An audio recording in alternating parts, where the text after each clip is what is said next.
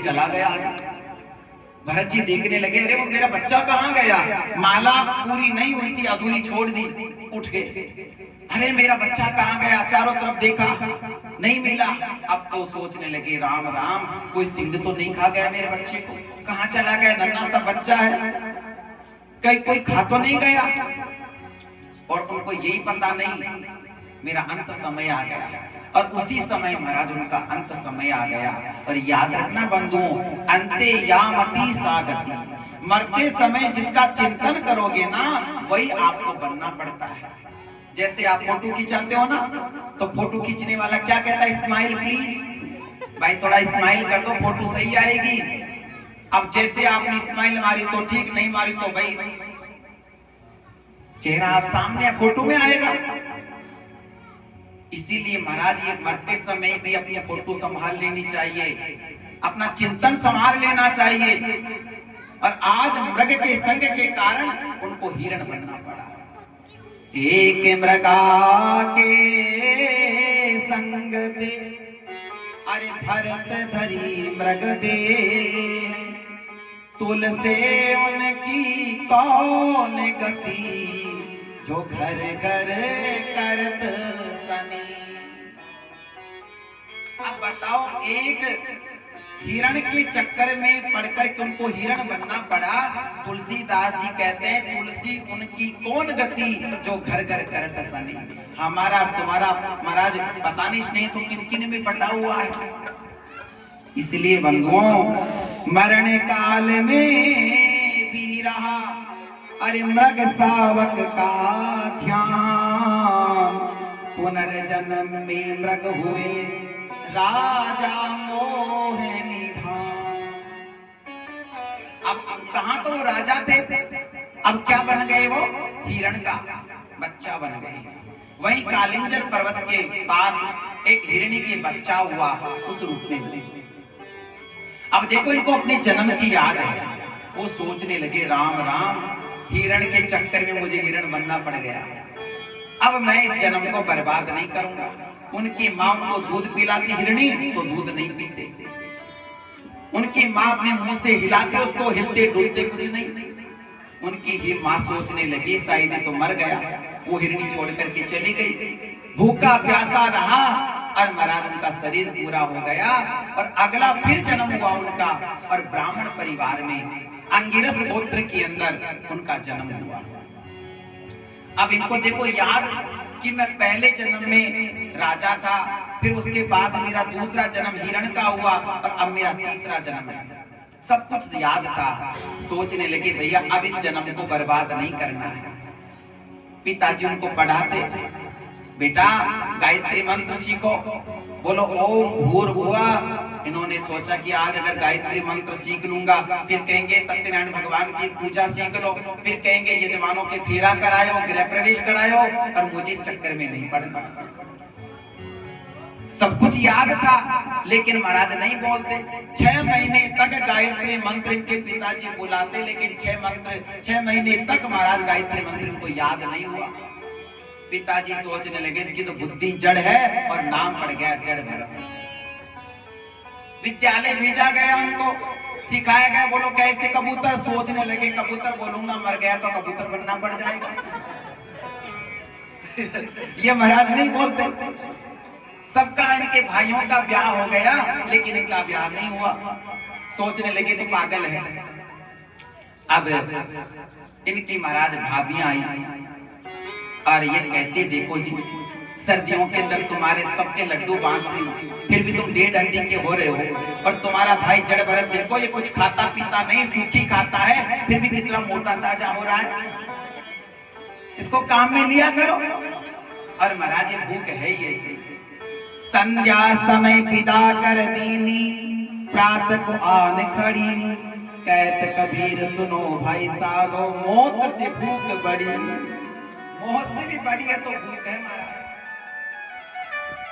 इनकी भाभियां इनको बासी भोजन देती, लेकिन फिर भी मोटे ताजा थे। इनकी भाभियां अपने पति को कहती, देखो जी, ये कुछ खाता पीता नहीं है, सूखी रोटी खाता, फिर भी मोटा हो रहा है, इसको काम ले लो।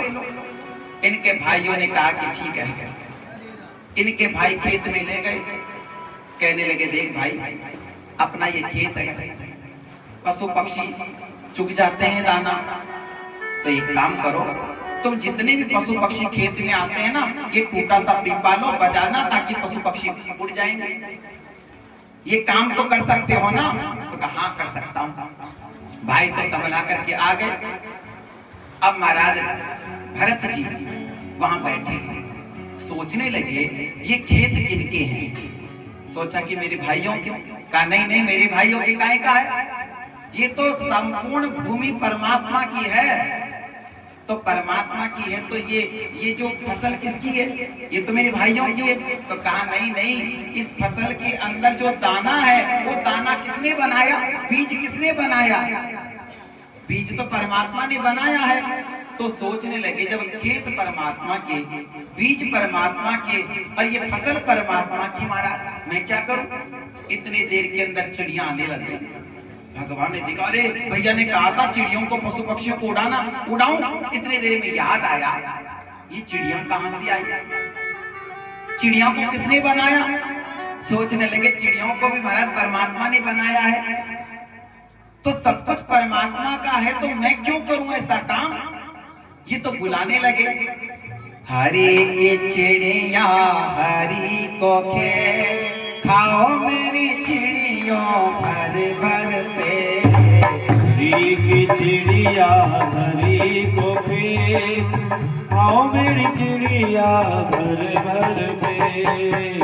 हरी की चिड़िया हरी को खेत, खाओ मेरी चिड़िया भर भर पे। राम जी की चिड़िया राम जी का खेत, खाओ मेरी चिड़िया भर भर पे। खाओ मेरी चिड़िया भर भर पे, खाओ मेरी चिड़िया भर भर पे। खाओ मेरी चिड़िया भर भर पेट, खाओ मेरी चिड़िया भर भर पेट। राम जी की चिड़िया राम जी का खेत, खाओ मेरी चिड़िया भर भर पेट। राम जी की चिड़िया राम जी का खेत, खाओ मेरी चिड़िया भर भर पेट।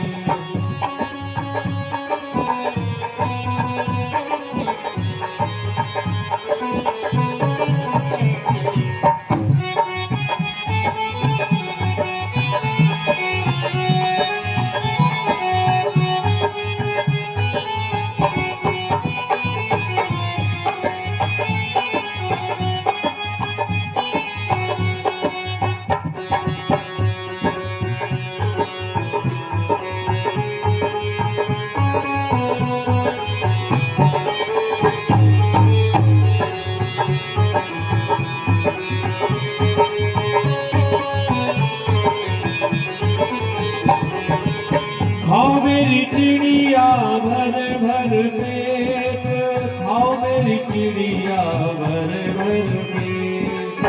खाओ मेरी चिड़िया भर भर पेट, खाओ मेरी चिड़िया भर भर पेट। राम जी की चिड़िया राम जी का खेत, राम जी की चिड़िया राम जी का खेत, खाओ मेरी चिड़िया भर भर पेट। राम जी की चिड़िया राम जी का खेत, खाओ मेरी चिड़िया भर भर पेट।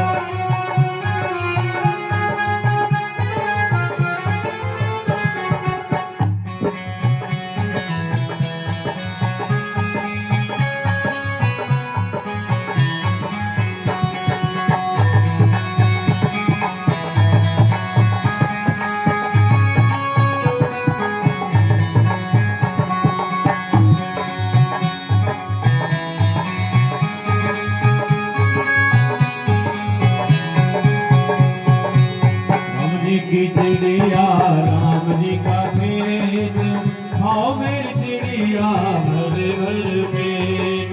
राम जी की चिड़िया राम जी का खेत, खाओ मेरी चिड़िया भर भर पेट। खाओ मेरी चिड़िया भर भर पेट, खाओ मेरी चिड़िया भर भर पेट। ओ खाओ मेरी चिड़िया भर भर पेट, खाओ मेरी चिड़िया भर भर पेट। राम जी की चिड़िया राम जी का खेत, खाओ मेरी चिड़िया भर भर पेट।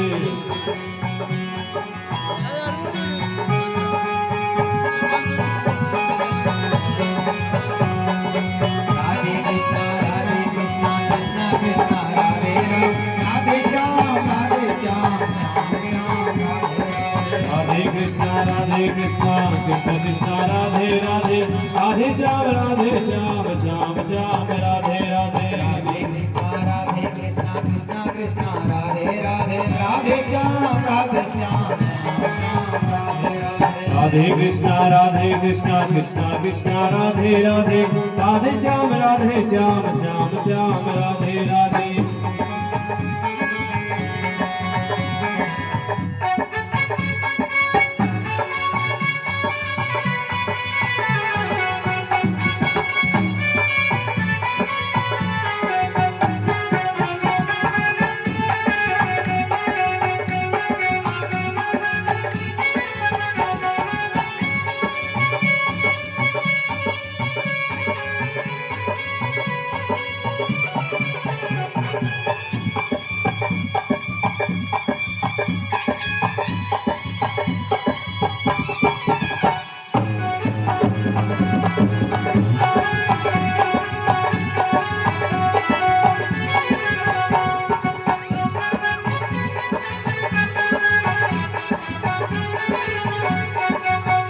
मन है जा दीवाना रे राम जी के चरणन में, मन है जा दीवाना रे राम जी के चरणन में। मन हो जा दीवाना रे राम जी के चरणन में, तेरी लेंगे खबरिया रे राम देंगे पल भर में।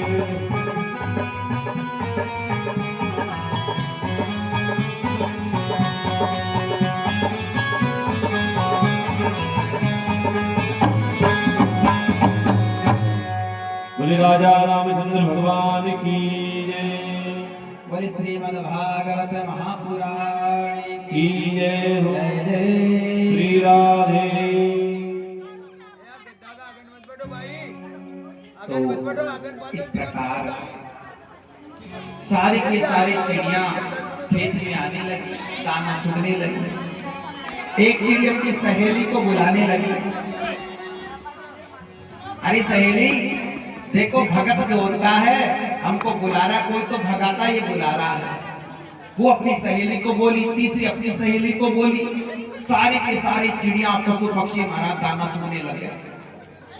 किसी दूसरे खेत वाले ने देख लिया, वो जाकर के बोल दिया उसके भाई को, अरे तुम्हें पता है तुम्हारा भाई क्या कर दिया, पूरे खेत का सत्यानाश कर दिया। क्या हुआ? सारे जीव जंतु दाना चुग रहे हैं।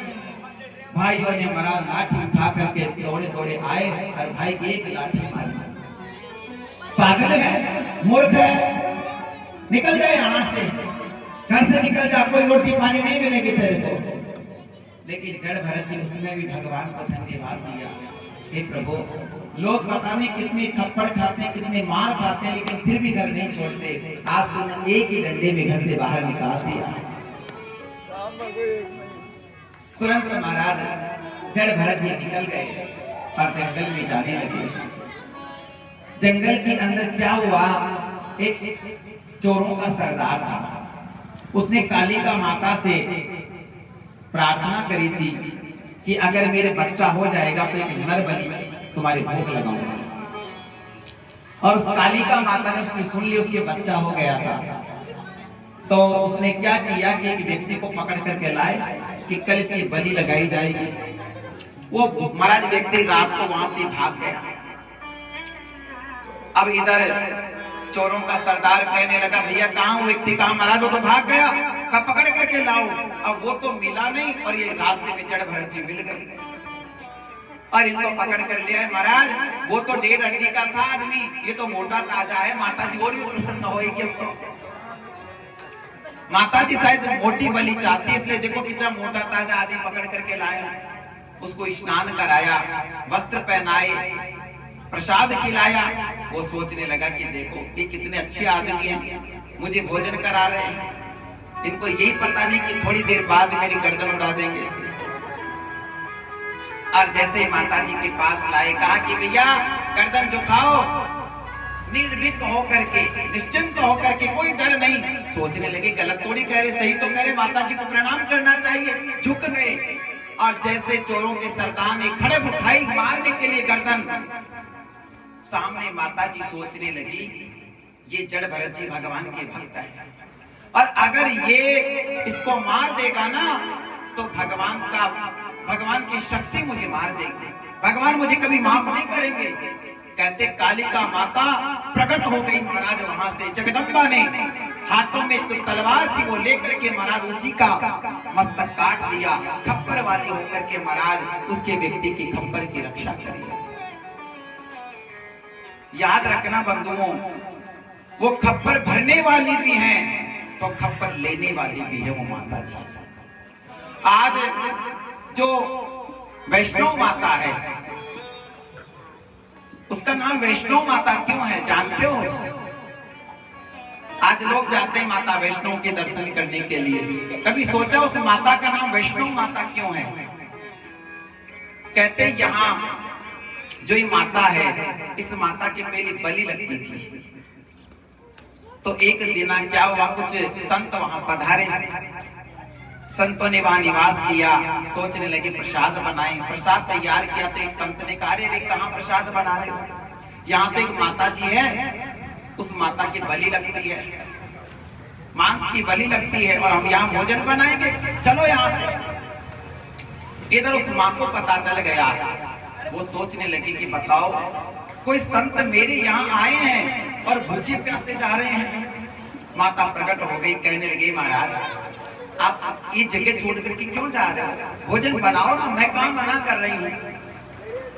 संत कहने लगे देखो देवी तुम्हारी बलि लगती है, मांस का भोग लगता है, इसलिए हम ये यहाँ भोजन नहीं बना सकते।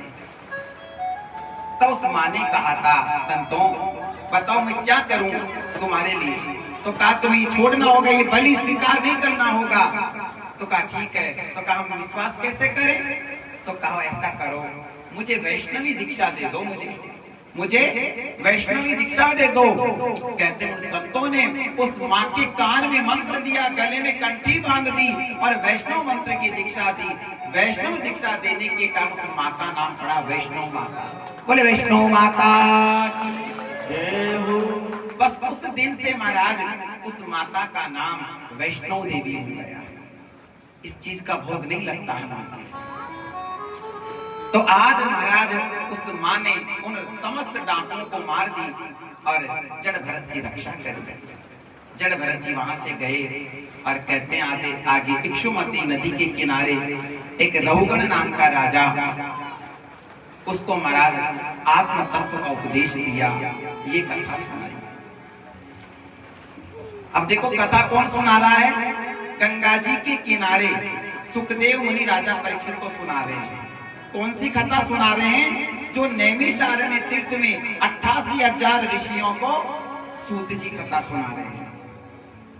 और एक कथा और चल रही है जो विदुर जी महाराज सुन रहे हैं मैत्रेय ऋषि।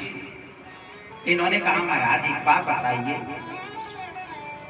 क्या व्यक्ति जो पाप करता है उसको नरक जाना पड़ता है? तो कहा हाँ नरक तो जाना ही पड़ेगा, गलत काम करोगे तो नरक तो जाना ही पड़ेगा। तो कहा महाराज ये नरक कितने हैं? तो कहा ये नरक 28 प्रकार के नरक हैं। जो व्यक्ति अपनी स्त्री को छोड़ करके दूसरी स्त्री के साथ संग करता है, ऐसे जो व्यक्ति हैं, जो ब्राह्मणों की जीविका का हरण करते हैं, जो बाल हत्यारे हैं, जो गर्भपात करने वाले लोग हैं, वेश्यागामी लोग हैं, इतने कितने जो लोग हैं, सुरा पीने वाले लोग हैं, ऐसे जो लोग हैं महाराज, उन व्यक्तियों को यमराज के दूत पकड़ करके इन नरकों में डालते हैं। बंधुओं, अगर मैं इन नरकों की बात बताने लगूं ना आपको, आपकी रूह कांप जाएगी। ऐसे ऐसे नरक हैं बंधुओं कि आदमी कांप जाएगा। लेकिन फिर भी देखो, आज प्रवृत्ति ये है।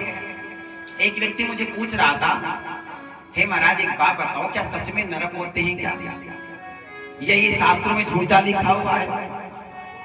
मैंने कहा भैया, शास्त्र में कोई भी बात झूठी नहीं लिखी है। याद रखना, ब्रह्म वाक्य जनार्दनम, जो ब्राह्मण बोल दिया समझ लो परमात्मा बोल गया। और ये जो भागवत ग्रंथ है ना, याद रखना, ये भागवत क्या तेनेयम वाङ्मयी मूर्ति प्रत्यक्षा वर्तते हरे है। ये साक्षात भगवान श्री कृष्ण का वाङ्मयी रूप है। ऐसा अगर मैं ये कह दूं कि ये भागवत के अंदर जो अक्षर हैं, प्रत्येक अक्षर भगवान है, तो गलत नहीं होगा। एक एक अक्षर भगवान है। लेकिन आजकल की बात बता रहा हूं, जो व्यासपीठ पर कथाकार इन श्लोक के अर्थों का अनर्थ कर देते हैं महाराज। याद रखना बंधुओं, ये भागवत के श्लोक भी घबरा जाते हैं। जो व्यासपीठ पर बैठ करके अर्थ करने लगते हैं ना, तो भागवत के श्लोक कहते हैं, अरे पता नहीं किस अनजान व्यक्ति ने कथा बांच रहा है, कहीं हमारे श्लोक के अर्थों का अनर्थ ना कर दे ये। याद रखना बंधुओं, भागवत हो चाहे गीता हो, ये भगवान का ही स्वरूप है। एक एक अक्षर भगवान है। हम उस पर संशय नहीं कर सकते कि ऐसा गलत लिखा है। जो लिखा है वो सब ठीक लिखा है। एक बार एक पंडित जी थे, काशी बनारस में रहते थे। वो गीता जी का पाठ करते थे और गीता जी पर उन्होंने एक टीका लिखी थी। पूरे श्लोक उनको अच्छी समझ में आते थे, लेकिन एक श्लोक में उनको डाउट था थोड़ा। एक श्लोक वो ठीक नहीं मानते थे। वो कौन सा श्लोक था? भगवत गीता का श्लोक था वो, 9वें अध्याय का 22वां श्लोक। कौन सा श्लोक था? कि अनन्याश्चिन्तयन्तो मां ये जना पर्युपासते तेषां नित्याभियुक्तानां योगक्षेमं वहाम्यहम्। ये श्लोक था। अब इस श्लोक का अर्थ क्या है? कि जो कोई व्यक्ति अनन्य भाव से एक निष्ठ होकर के मेरे पर आश्रित रहते हैं, उस व्यक्ति का योगक्षेम मैं वहन करता हूं। ये इसका अर्थ था। लेकिन वो पंडित जी ऐसा सोचते थे कि एक बात बताओ, भगवान कह रहे हैं कि जो मेरे पर आश्रित रहता है उसका समस्त कार्यभार मैं वहन करता हूं। ये गलत है। कोई भगवान थोड़ी मदद करने के लिए आते होंगे, किसी को भेज देते होंगे, भगवान थोड़ी आते हैं। तो इन्होंने क्या किया, जो वहाम्यम था ना, उसकी जगह लाल पेन से काट दिया और उसकी जगह लिख दिया ददाम्यम। अब अर्थ हो गया, जो अनन्य भाव से मेरे पर एक निष्ठ भाव होकर के आश्रित रहता है, उस व्यक्ति का समस्त कार्यभार मैं किसी के द्वारा ददाम्यम करा देता हूं या कर देता हूं। ये अर्थ हो गया। और महाराज जी पुस्तक को समेट करके अपने घर आ गए। अब इतनी देर के अंदर बंधुओं क्या हुआ, काली काली घटाएं छा गई, बरसात आ गई, घनघोर बरसात आई और 3 दिनों तक अविश्राम बरसात बरसी। घुटनों घुटनों तक पानी भर गया कुटिया के अंदर। बच्चों को गोद में लेकर के खड़े रहे पंडित जी, पंतानी जी। जब 3 दिनों बाद में बरसात रुकी, सफाई करने लगे पंतानी अपने कुटिया की। कहने लगी, देखो जी, बच्चे 3 दिन से भूखे हैं, जाओ भिक्षा मांग करके लाओ। पंडित जी भिक्षा याचन करते थे। पंडित जी ने कहा ठीक है। पंडित जी गांव में भिक्षा मांगने के लिए चले गए और इधर क्या हुआ, एक 5-7 साल का बच्चा अपने माथे पर टोकरी जिसके अंदर आटा, दाल, मिर्ची, नमक, सूखा सामान लेकर के दरवाजा खटखटाया पंडितानी जी का। पंडितानी ने दरवाजा खोला। इतना सुंदर था वो बालक, देख करके दंग रहेगी, कितना सुंदर बालक और इतनी मोटी टोकरी। अरे बेटा वजन नहीं लगेगा? लो मैं उतराऊं। उतरा उसको। बेटा इतना सामान, तू कौन है? देखा तो उस बच्चे के गाल पर यहाँ कट का निशान लगा था, खून आ रहे थे, धारदार कोई चाकू से मार दे इस तरीके से निशान। कहा बेटा ये क्या, तू तो नन्हा सा बालक है और ये सामान का पंडित जी ने भेजा है। अच्छा पंडित जी ने भेजा है? देखा उसमें आटा, दाल, मिर्ची, नमक सब था। तो बेटा एक बात बता, तुझे किसने मारा? तो कहा तुम्हारे पति ने, पंडित जी ने मुझे मारा है। कहा मेरे पति ने? अरे मेरे पति तो कुत्ते तक को गाली नहीं देते, तुझे क्यों मारेंगे? और तू तो कितना सुंदर है, तुझे कौन मार सकता है? तो कहा नहीं माँ, पंडित जी ने मुझे मारा है। ऐसा कहकर के महाराज वो बालक तो चला गया। अब पंडितानी जी सोचने लगी, बताओ आज मेरे पति का व्यवहार कैसा हो गया। कितना महाराज नन्हा सा बालक, कितना वजन दे दिया उसको, और तो और उसने कुछ किया नहीं, फिर भी उस बच्चे को मारा। आने तो आज खबर लूंगी। पति आए खाली हाथ, कहने लगे देवी आज तो भिक्षा में कुछ भी नहीं मिला। अच्छा, अरे महाराज आज पता चला आप तो झूठ भी बोलते हो। तो कहा मैंने क्या झूठ बोला देवी? अरे अभी अभी तो सूखा सामान भेज दिया, आटा, दाल, मिर्ची, नमक। लेकिन एक बात बताओ महाराज, उस बच्चे को इतना कोई वजन देता है क्या? छोटा सा नन्हा सा बालक, आपने इतनी बड़ी टोकरी पकड़ा दी उसको। कहा कौन बालक, किस बालक की बात कर रही है तो? अरे महाराज बोले मत बनो, मैं जान गई आज तुमको। अरे एक बात बताओ, उस बच्चे ने तुम्हारा क्या बिगाड़ा? उस पे कितना आपने घाव दिया, नन्हे से बालक को आपने चोट पहुंचाई। कहा किस बालक? अरे महाराज 5 साल का बालक, उस पे गाल पर खून आ रहे थे। ऐसा क्यों किया आपने? ये सोचने लगे ये किसकी बात कर रहे हैं। अब पंडित जी हमारा विद्वान थे, समझ गए तुरंत। अरे राम राम, मैंने उस श्लोक को अर्थ किया था, क्योंकि काटा किस लाल पेन स्याही मैंने फेरी थी, मैंने लिखा था, उसमें लिखा हुआ था जो एक निष्ठ भाव होकर के मेरे पर आश्रित रहता है उसका समस्त कार्यभार मैं वहन करता हूँ। हो ना हो वो परमात्मा ही स्वयं आए थे, वो परमात्मा आए थे। कहने लगे अरे देवी तुम भाग्यवान हो जिनका तुमने दर्शन किया। कहा क्यों? अरे देवी वो और कोई नहीं, मेरे आराध्य कृष्ण भगवान आए थे। तुरंत गए महाराज मंदिर, और जो वहां में काट दिया था उसको सही किया महाराज। ददाम्यम को काट करके वहां में लिख दिया। अब अर्थ यही हो गया, जो व्यक्ति अनन्य भाव से मेरे ऊपर एक निष्ठ भाव होकर के आश्रित रहते हैं उस व्यक्ति का समस्त कार्यभार मैं वहन करता हूं। बंधुओं याद रखना, हाँ आप लोग ये सोचते हैं कि अपने परिवार को आप चला रहे हो, नहीं, आपके परिवार को आप नहीं चला रहे, वो चला रहा है। उसका नाम जगन नियंता है, वो सबको नियंत्रित रखता है। एक छिपकली महाराज पट्टी पर ऐसे उल्टी लटकी हुई थी। किसी ने कहा छिपकली नीचे आ जा, तो कहा नहीं मैं नहीं आऊंगी। कहा क्यों? अगर मैं आ गई तो पट्टी नीचे आ जाएगी, मैं नीचे आ गई तो पट्टी आ जाएगी। वो सोच रही कि मैंने इसको पकड़ रखा है। नहीं बंधुओं, सच में है ना, वो हम सबको पकड़ रखा है, हमको वो पकड़ रखा है। आप ये सोचते हो मैं कमा रहा हूं, नहीं नहीं, आप कमा रहे हो तो आपको जीविका कौन दे रहा? परमात्मा दे रहा है।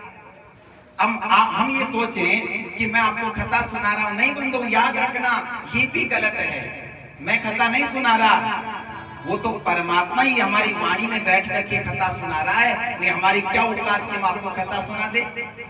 अगर हम अपने आप को ज्ञानी माने, परमात्मा एक स्क्रू ढीला करेगा, पत्थर फेंकने लग जाऊंगा मैं थोड़ी देर में। सही है ना? इसका मतलब कथा मैं नहीं सुना रहा, इस वाणी में बैठ करके महाराज परमात्मा कथा सुना रहा है। अरे हम तो खाली बंसी की तरह बैठते हैं मेरे प्यारे बंधुओं, और खाली बंसी कभी बजती नहीं है, उसे कोई बजाएगा तभी तो बजेगी ना। उसी प्रकार हमारी, हम तो खाली बंसी हैं और हमारी बंसी के अंदर फूंक देने वाला तो ये है महाराज, वो बोल रहा है, हम आपको दिख रहे हैं। सच है, हम तो खाली बंसी की तरह बैठते महाराज, हमारी वाणी के अंदर बैठ करके मेरे प्रभु कन्हैया ये हमारी कथा सुनाते हैं महाराज, वही सुनते हैं और वही सुनाते हैं। आप लोगों की हिम्मत नहीं कि आप कथा सुन सको, आप लोगों की हिम्मत नहीं कि आप कथा सुन सको, आपको घर से निकाल करके लाया है तो मेरे गोविंद की कृपा आपको यहाँ बैठा करके लाई है, नहीं तो आप आ भी नहीं सकते। एक बार कथा हो रही थी कहीं पर, तो जैसे हमारे यहाँ अकादिया परिवार ने सुंदर कलश यात्रा निकाली ना, ऐसे कथा हो रही थी, बैंड बाजे बज रहे थे। अब जैसे फटाका छोड़ दिया किसी ने,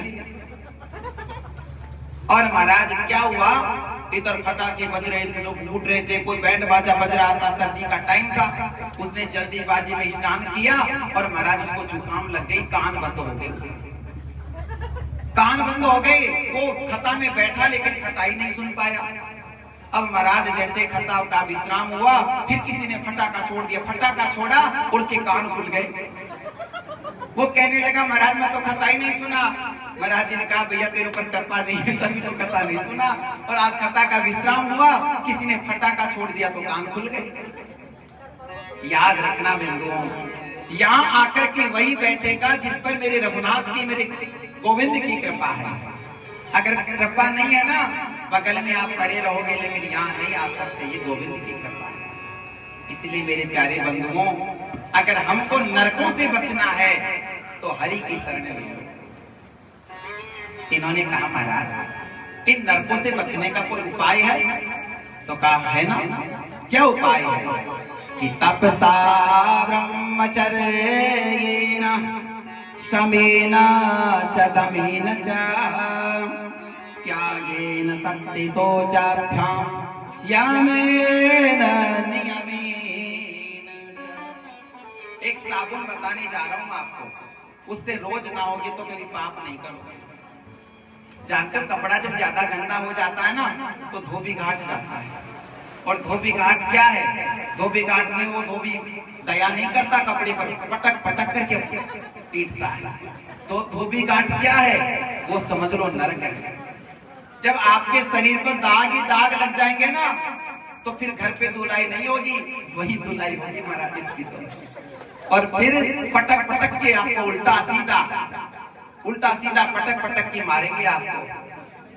तो एक साबुन बताने जा रहा हूं, उस साबुन को रोज लगाओ, पूरा शरीर साफ हो जाएगा। क्या साबुन है वो? तो इन्होंने बताया है, नाम संकीर्तनम यस्य सर्व पाप प्रणाशनम प्रणामो दुःख शमनम तम नमामि हरि परम। क्या साबुन है? भगवान का नाम।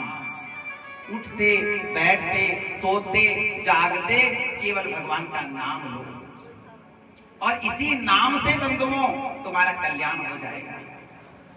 और अगर तुम नाम नहीं ले सकते तो अपने बच्चों का नाम भगवान के नाम पर निकाल दो कि महाराज कम से कम बच्चे का नाम, इधर भगवान का नाम भी हो जाएगा।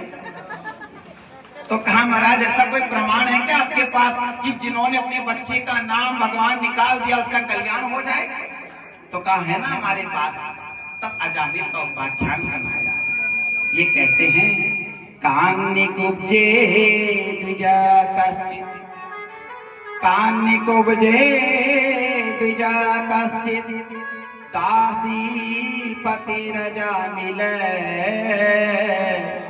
नाम्ना नष्ट सदाचारो दास्या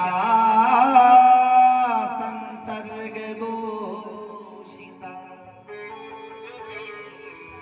कानपुर के अंदर कान्यकुब्ज परिवार में एक ब्राह्मण परिवार रहता था, और उनके जो ब्राह्मण देवता थे उनका नाम था अजामिल। इनके सुंदर पत्नी थी, सुंदर बच्चे थे। बड़ा अच्छा परिवार था, अच्छा चल रहा था। पंडित जी वेद पाठ जानते थे, यजमानों के पाठ पूजन भी कराते थे। अब एक दिना की बात बंधु क्या हुआ, जो अजामिल नाम का जो ब्राह्मण था जंगल में समीधा लेने के लिए गया। माथे पर मरा समीधा थी उसके और आ रहा था, भगवान का भक्त था। और जैसे ही आया तो क्या हुआ, रास्ते के अंदर एक सरोवर था और सरोवर के किनारे उसने क्या देखा, एक वेश्या को देखा। और उस वेश्या को क्या देखा कि एक व्यक्ति था, उसकी कमर में हाथ डाल करके उसके हंस हंस करके उससे बातें कर रहा था। अजामिल ने देख लिया। जैसे अजामिल ने उस वेश्या को देखा, पर पुरुष के इस व्यक्ति से बातें करते उसका मन गंदा हो गया। याद रखना बंधु, ये मन हमारा दो जगह से गंदा होता है। मन गंदा कब होगा, इन आंखों से, इन कानों से। जैसे हम बैठे हैं घर में, कोई बारात आई, बैंड बाजा बजा तो कानों ने सुना, कानों ने सुना तो अरे भैया आवाज आ रही, देखे तो देखने की इच्छा किसको हुई, आंखों ने देख, आंखें दौड़ गई। जैसे ही कानों ने सुना, आंखों ने देखा तो महाराज मन में हलचल पैदा हो जाती है। याद रखना बंधुओं, जिसके आंख और कान, इनका भी ब्रह्मचर्य होता है, इनका भी ब्रह्मचर्य होता है कि किस चीज को देखें, किस चीज को ना देखें। जैसे महाराज आज उस अजामिल ने देखा, उसका मन कलुषित तो हो गया। वो गया, पटक दिया समीधा को, भाई वैश्या के पास गया, कहने लगा कि मैं तुमसे शादी करना चाहता हूँ। उन्होंने कहा भैया तुम्हारी तो पत्नी भी तो है ना, तो काम उसको छोड़ दूंगा, लेकिन तुमसे प्रेम करता हूँ, तुम चलो मेरे साथ। उसने वेश्या का हाथ पकड़ करके महाराज अपने घर ले आए। उसके पिताजी ने देखा, बेटा ये क्या कर रहा है, इस वेश्या का हाथ क्यों पकड़ रखा है? कहा पिताजी चुप रहिए, ये मेरी पत्नी है, जबकि पहले से उसकी पत्नी थी, बच्चे थे। अब महाराज उसने वेश्या को साथ रखने लगा। गांव के लोगों को पता चला, अरे हमारे गांव का ब्राह्मण एक वेश्या को रख लिया, तो गांव के लोगों ने जाति से बाहर निकाल दिया। अब वो व्यक्ति अपनी उस वेश्या को लेकर के जंगल में, एक गांव के बाहर टीला था, वहां रहने लगा। अब पहले तो पूजा पाठ कर लेता था, कौन कराए से आदमी से पूजा पाठ। अब वो सोचने लगा कि मैं क्या काम करूं, तो वो क्या करता, जंगल जाता, जानवरों को मारता और उनका मांस बाजार में बेचता और उससे अपना परिवार चलाता। ऐसा करते करते बहुत दिन हो गए, उसके 8-9 बच्चे हो गए। अब इधर एक दिन की बात, अयोध्या से कुछ संत पधारे उस गांव में और उन्होंने कहा भैया रात्रि का टाइम है, संध्या हो गई और हम एक रात का विश्राम करना चाहते हैं, क्या तुम्हारे गांव में कोई ऐसा ब्राह्मण है क्या जो हमें एक रात रोक सके, ठहरा सके? तो चौपाल पर कुछ लोग होते ही ऐसे, कई गांव में होते हैं बदमाश लोग। उन्होंने कहा अरे महाराज हमारे गांव में एक बड़ा भक्त है, वो अजामिल, वो देखो टीला है ना, वहां पर उसका मकान, वहां चले जाओ। संतों को क्या मालूम, संत लोग चले गए, दरवाजा खटखटाया, उस वेश्या ने दरवाजा खोला और जैसे बंधु उस वेश्या ने दरवाजा खोला और आज महाराज जैसे संतों का दर्शन किया, उसके सारे पाप समाप्त हो गए, उसका हृदय परिवर्तन हो गया। कहने लगे महाराज बताइए मैं आपकी क्या सेवा करूं? तो कहा भगत जी कहाँ गए? महाराज भगत जी अभी आते होंगे। तो कहा देवी हम एक रात विश्राम करना चाहते हैं, सुबह हम प्रातः काल चले जाएंगे, ऐसा करो हमें सूखा सामान दे दो, हम यही पीपल के पेड़ के नीचे भोजन बनाएंगे, ठाकुर जी के भोग लगाएंगे और आप भी प्रसाद मत बनाना, हमारे प्रसाद खाना। और भगत जी आए तो हमसे मिला। उस वेश्या ने तरपाल दे दिया, संतों ने बिछा लिया, सूखा सामान दे दिया, संतों ने महाराज भोजन बनाया। इतनी देर के अंदर क्या हुआ कि वो अजामिल था ना, एक सुअर को मार करके कंधे पर लाद करके आ रहा था, ये तोड़ी तोड़ी गई। अरे पटको इसको, क्या हुआ? देखो आज हमारा भाग्य जाग गया, कोई संत हमारे घर पधारे हैं। स्नान करो। स्नान कराया, माथे पर तिलक किया और कहा तुम्हें कुछ नहीं करना है, केवल संतों को प्रणाम करना है। ये गया, संतों को प्रणाम किया। आओ भगत जी, तुम्हारा नाम क्या है? तो कहा मेरा नाम अजामिल है। अच्छा, लो आओ भोजन पाओ। संतों ने अपने जो ठाकुर जी थे शालिग्राम भगवान, तुलसी पत्र छोड़ करके भोग लगाया, भोजन पाया, अजामिल और उस वेश्या को खिलाया, समस्त उनके जो बच्चे थे उनको भोजन कराया और कहा भगत जी आओ थोड़ी देर कीर्तन करते हैं। थोड़ी देर कीर्तन किया, अब कहा सो जाओ आप। संत भी लोग सो गए और जैसे बंधुओं प्रातः काल हुई तो सारे संत घबरा गए। विचित्र विचित्र सपने आए। एक कहने लगा अरे राम राम, मैं तो रोज भगवान का दर्शन करता था, कभी अयोध्या में रामलला का दर्शन करता था, कभी वृंदावन में बांके बिहारी जी का दर्शन करता था, आज ऐसा दर्शन का क्या हुआ? अरे मुझे मांस का लोथड़ा नजर आया। एक कहने लगा मुझे भी पशु पक्षियों के पंख नजर आए। संत कहने लगे भैया अवश्य हो ना हो, ये अन्न का दोष है। बुलाओ भगत को, पूछो क्या काम करता है, उसकी जीविका कैसे चलती है। बुलाया अजामिल को, कहने लगे बताओ भगत जी तुम काम क्या करते हो? अजामिल हाथ जोड़ लिया, कहने लगा महाराज मैं तो जंगल जाता हूँ और वहां से जानवरों को मार करके उनका मांस बेच करके अपनी जीविका चलाता हूँ। अरे राम राम राम, हमने ऐसे व्यक्ति का भोजन कर लिया जो मांस का विक्रय करता है, ये तो घोर पाप हो गया, हमने इसका अन्न खाया है। एक संत कहने लगे भैया हमने इसका अन्न खाया है, भले धोखे में खाया है हमने, लेकिन संत जिसका भोजन करते हैं ना उसका कल्याण करते हैं बंधु। याद रखना, आप संतों को अगर भिक्षा दे रहे हो ना तो आप उनके ऊपर एहसान नहीं करे, वो आपके ऊपर एहसान करते हैं। कोई ब्राह्मण आपके भिक्षा मांगने के लिए आ रहा है, आप उनको आटा दाल दे रहे हो तो आप उनके ऊपर एहसान नहीं कर रहे, वो आपके ऊपर एहसान कर रहा है। संत जिसका भोजन करता है उसका कल्याण करता है। संतों ने कहा भैया धोखे से ही खाया हो, लेकिन हमने इसका अन्न खाया है, अब इसका कल्याण करना चाहिए, क्या करें? किसी ने कहा ऐसा करो इसको मंत्र दे दो। कहा नहीं नहीं, ये मांस के हाथ लगाता है, माला हाथ में नहीं ले सकता, तो क्या करें? तो कहा अरे भगत जी इधर आओ, तुम्हारे बच्चे कितने हैं? तो कहा महाराज 9 बच्चे हैं। 9 बच्चे, क्या क्या नाम है? यही आजकल के नाम, चिंकू पिंटू टिंकू, आजकल के नाम ऐसे ही होते। हम एक जगह खता करने चले गए तो एक बच्ची का मैंने पूछा बेटा तुम्हारा नाम क्या है? उसने कहा महाराज मेरा नाम चीकू है। अब मैंने कहा चीकू बताओ, चीकू खाने, अब ये चीकू कोई नाम होता है क्या? चीकू कोई नाम होता, नाम निकाल देते बस ऐसे नाम। नाम वही होने चाहिए जो अच्छे लगे।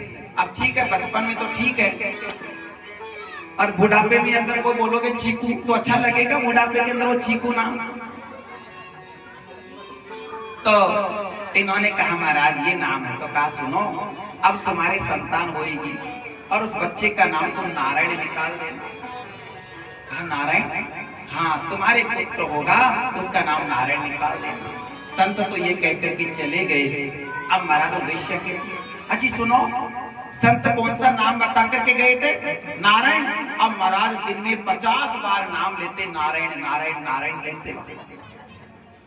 समय आया कि महाराज उनके सुंदर बालक का जन्म हुआ और उन्होंने अपने बालक का नाम नारायण निकाल दिया। अब जैसे नारायण निकाला, समय आगे बढ़ा।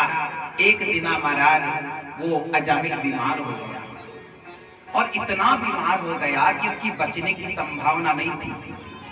उसको लेने के लिए यमराज के दूत आए। जैसे उसके प्राणों को खींचने लगे वो रोने लग गया और अपना जो बच्चा था ना जिसका नाम उन्होंने नारायण निकाल रखा था, अपने बच्चे को आवाज दी, दूरे क्रीडन का सक्तम पुत्रम नारायण रजम प्लावितेन स्वरेणोच्चे आजुहावा कुलेन्द्रिय। अपने बच्चे को आवाज देने लगा, रे बेटा नारायण, बेटा नारायण मेरी रक्षा करो, देखो बेटा मेरे प्राण खींच रहे, मेरी रक्षा करो, मेरी रक्षा करो। यमराज के दूत उसके प्राणों को खींच रहे थे और उन्होंने अपने बच्चे को पुकारा। आकाश मार्ग में भगवान के पार्षद विचरण कर रहे थे। इन्होंने देखा, रे हमारे भगवान का नाम कौन ले रहा है? तो वहां आए तो क्या देखते हैं, यमराज के दूत उसके प्राणों को खींच रहे थे। भगवान के पार्षद कहने लगे, रे हटो यहां से, ये तो भगवान का भक्त है, उनके इसके प्राणों को तुम खींच रहे हो, शर्म नहीं आती तुम्हें? इन्होंने कहा, नहीं महाराज, ये आपके नारायण का नाम नहीं ले रहा, ये तो इसका बच्चा खेल रहा, अपने बच्चे का नाम इसने नारायण निकाल रखा, इसको बुला रहा है। इन्होंने कहा, एक बात बताओ मुझे, ये नारायण पहले आया कि हमारा नारायण पहले आया? ये नारायण पहले आया कि हमारा नारायण? तो कहा कि तुम्हारा वाला नारायण। तो ये बताओ, हमारे वाले नारायण के नाम से तो इन्होंने अपने बच्चे का नाम नारायण निकाला है। भले इसने अपने बच्चे को पुकारा है, लेकिन महाराज ये नाम हमारे प्रभु का है, और नाम है तो महाराज शक्ति प्राप्त होती है। देखो बंधुओं, नाम अपना असर दिखाता है। जैसे कोई वायर है, तार है, उसमें करंट आ रहा है। अब आपको पता नहीं कि उसमें करंट है, आपने उसको छू लिया तो क्या होगा? करंट आएगा।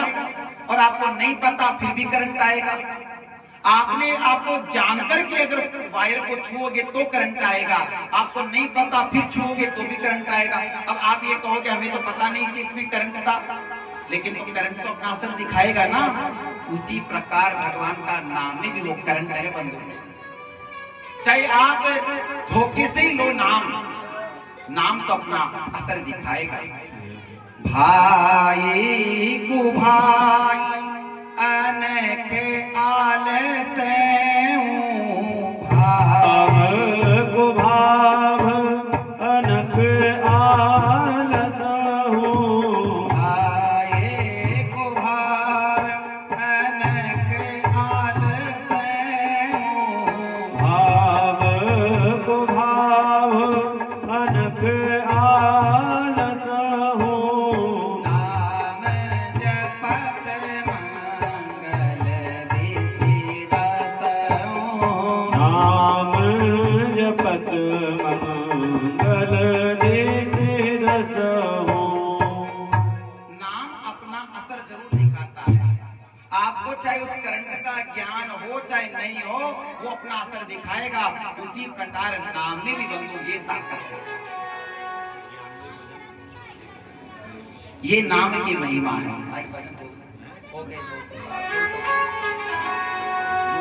फुलवा के बिहारी लाल की जय।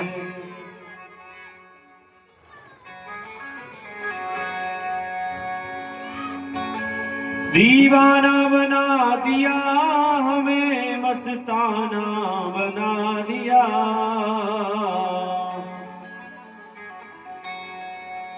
ओ बनवारी तेरी यारी ने दीवाना बना दिया। ओ बनवारी तेरी यारी ने दीवाना बना दिया। बनवारी तेरी यारी ने दीवाना बना दिया। दीवाना बना दिया हमें, मस्ताना बना दिया। दीवाना बना दिया हमें, मस्ताना बना दिया। बनवारी बनवारी बनवारी तेरी यारी ने दीवाना बना दिया।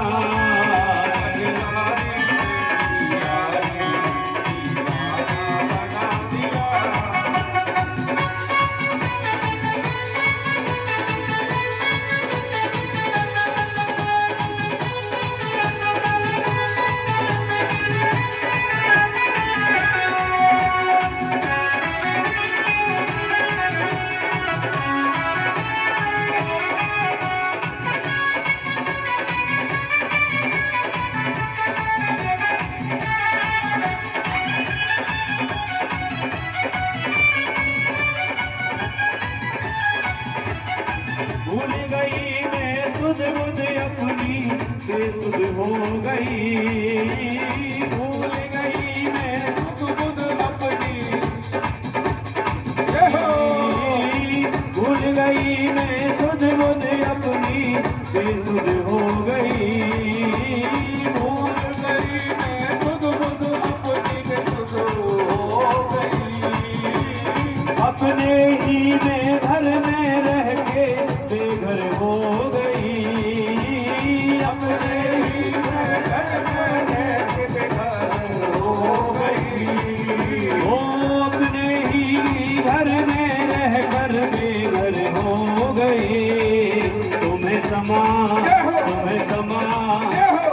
समा बना के दिल अपना परवाना बना दिया, तुम्हें समा बना कर दिल अपना परवाना बना दिया।